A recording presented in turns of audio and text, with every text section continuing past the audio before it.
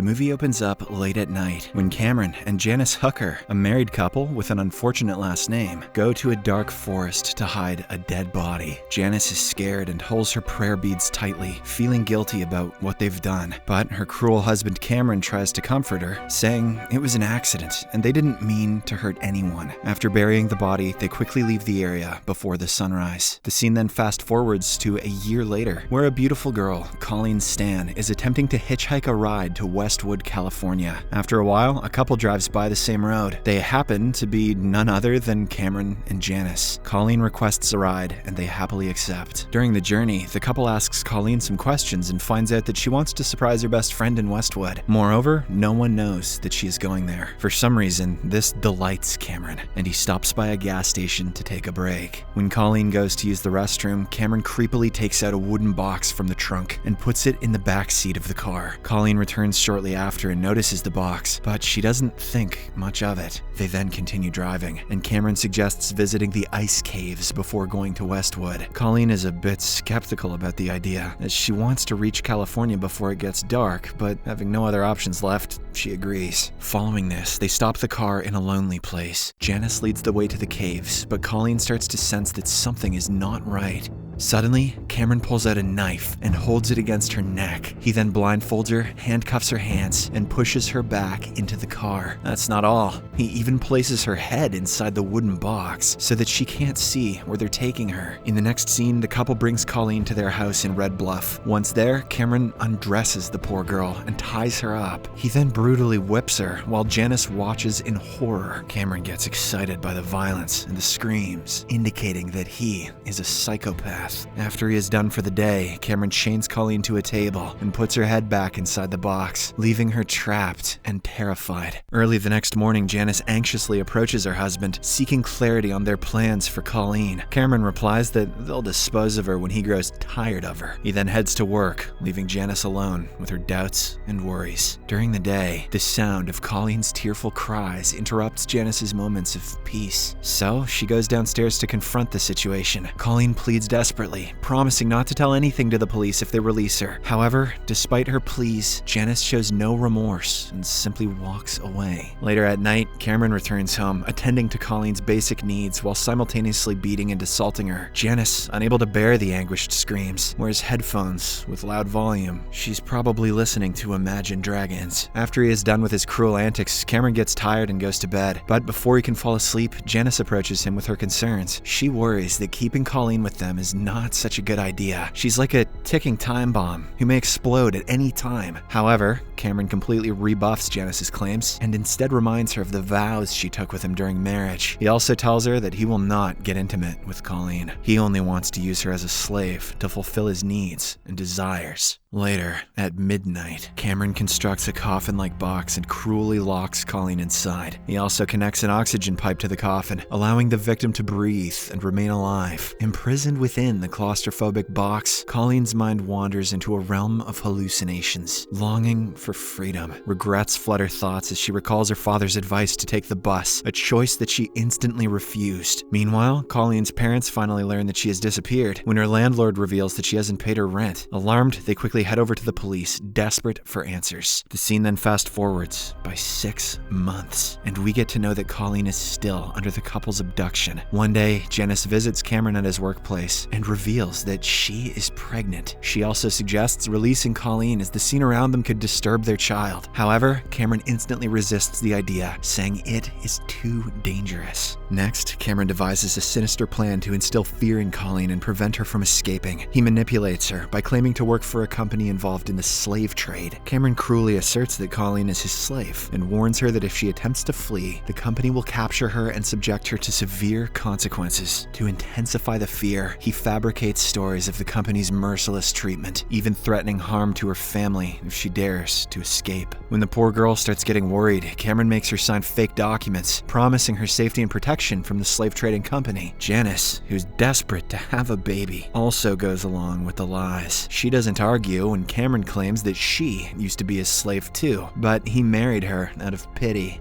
The following day, Cameron prepares Colleen by dressing her and placing a collar around her neck. He renames her Kay and establishes that she must regard him and Janice as her masters, following their every command. He then instructs Colleen that whenever he calls out "attention," she must quickly go to a designated spot, remove her gown, and raise her hands. As expected, the scared girl agrees without any questions. Later, while carrying out her cleaning duties, Colleen comes across a Bible and tries to read it, but just then, Janice arrives and snatches it from her. She then reminds Colleen of her worthlessness and asserts that her sole purpose is to endure suffering. A few months later still, when the landlord asks Cameron if he can check the furnace, the latter gets scared and tells his wife they need to move to a new place. Not long after, Janice gives birth to a baby girl, Lil Baby Psycho Hooker, and only Cameron assists her during labor. After a while, Colleen is let out briefly so that she can meet the child, whom they have named Amber. Although Colleen is sent back right away, she is delighted to have witnessed the baby girl. A year later, the evil couple moves to a new place, far from the city. One evening during dinner, Janice learns that Colleen didn't set a fork for her. Enraged, she calls the girl lazy and a liar who is good for nothing. Cameron also gets mad and punishes her brutally. But after a while, Janice learns that the fork had accidentally fallen on the floor, making her feel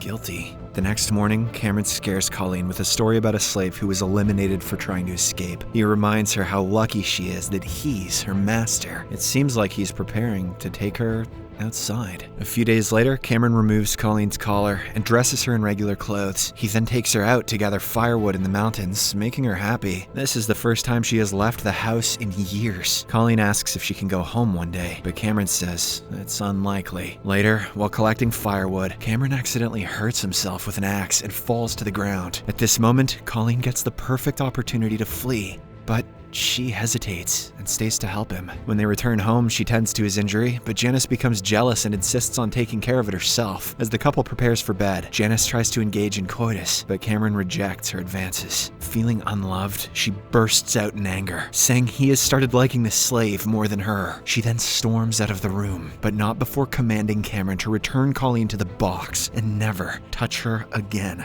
3 years pass, and Colleen remains captive under Cameron and Janice's control. On one occasion, Janice briefly releases her from the box to empty her urinal, and Colleen catches a glimpse of Amber, now a grown girl. This sight leaves her wondering how many years have passed since her abduction. One day, the family decides to go to Lake Tahoe, leaving Colleen confined in her box. Unfortunately, when they are away, a malfunction in the ventilation system causes Colleen to suffocate, leading her to experience vivid hallucinations. Suddenly, she awakens and desperately kicks the box until it breaks open. Later, the family returns from their trip to the lake. Cameron goes to check on Colleen, but shockingly discovers that she is missing. He frantically searches the house, hoping she is still there. And, to his relief, Colleen is hiding behind the shower, clutching a Bible. As he gets ready to punish her, she honestly tells him about the broken ventilation.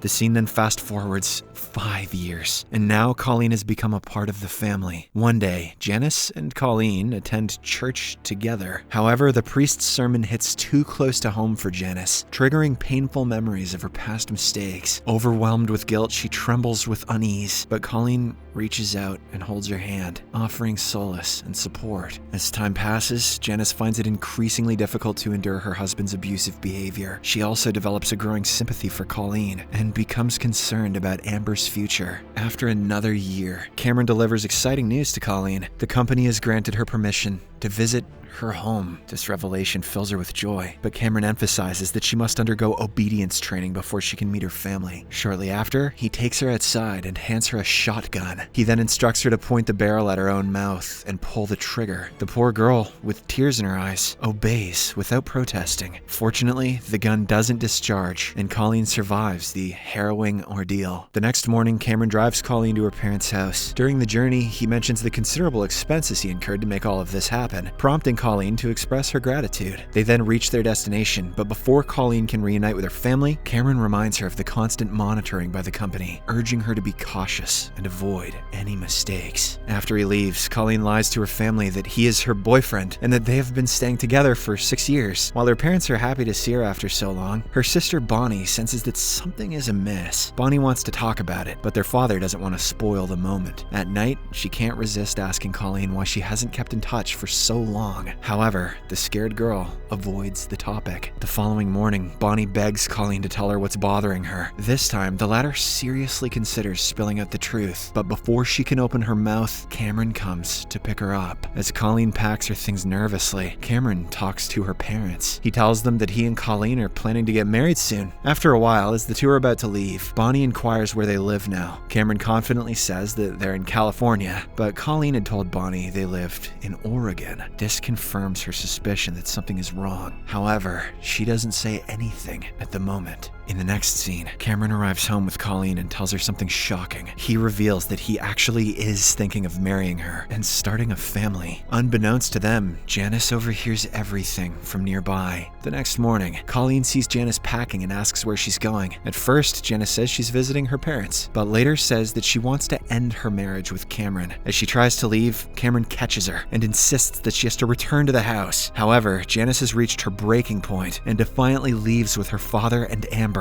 Cameron is left distraught, and when Colleen tries to console him, he gets angry and reminds her that she's still his slave. He shouts the word attention, prompting her to quickly undress and stand in the corner. Later, Cameron forcefully drags her into the basement of his shack and locks her there. Before closing the door, he tells Colleen that someone else will join her soon. He then gets into his car and drives away, leaving her shivering in the cold rain. Elsewhere, we see Janice at a church begging God for forgiveness. This is when it dawns on her that she has to help Colleen before it's too late. So, without wasting any time, she heads home, opens the door to the basement, and sets Colleen free. She then helps the poor girl get dressed and tells her to leave. Colleen tries to argue that Cameron will calm down and forgive her, but Janice reveals a shocking secret. She mentions that she and Cameron had imprisoned another girl named Marlitz a year earlier. At first, Cameron pretended it was a game, but Marlitz's constant screaming drove him so crazy that he murdered her. Janice also reveals that they buried her body together, and this horrible event has deeply affected her. Sometime later, Cameron returns home with a shovel, planning to go to the shack, but to his horror, Colleen is nowhere to be seen. On the other hand, Janice is taking Colleen to the bus stop, asking her to go home and live life freely. When the bus finally arrives, Colleen hesitates because she is still afraid of being caught by the slave trade company. However, Janice bluntly reveals that the story about the company is a lie, and Cameron was never involved in it. After understanding the truth, Colleen feels a sense of relief. She then gets out of the car and enters the bus. As she travels back home, Cameron can be seen devastated, crying on the floor as he has lost both Janice and Colleen. In the last scene, we get to learn that Janice confessed everything to the police to cleanse her guilt. The police conducted an investigation, and as a result, Cameron was sentenced to 104 years in prison. Janice, on the other hand, was granted immunity for testifying against him. Unfortunately, Marlitz's body was never discovered. The movie ends with the police disclosing that Colleen was held captive for 2,640 days, which is equal to 7 years. Subscribe for more videos like this, turn on notifications, and leave a like to help the channel out. Thank you for watching.